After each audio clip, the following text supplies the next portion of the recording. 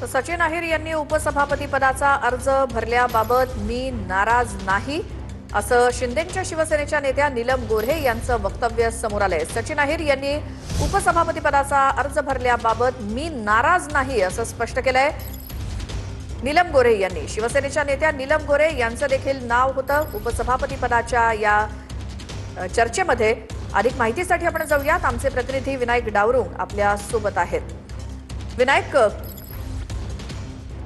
सचिन अहिरांनी अर्ज भरल्यानंतर नीलम गोऱ्हेंची प्रतिक्रिया आली आहे, काय माहिती द्याल?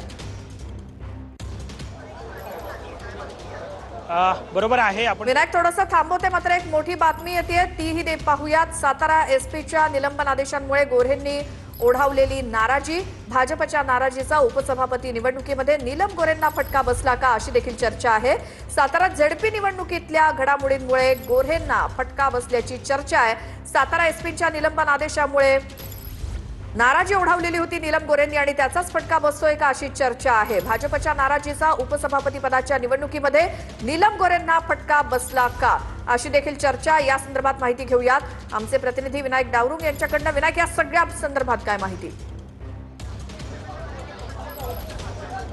बरोबर आहे। आपण जर पाहिलं तर सचिन अहिर यांना संधी जी आहे ती शिंदेनी या ठिकाणी दिलेली आपल्याला पाहायला मिळते। धक्का तंत्र जे आहे ते वापरलेलं आहे।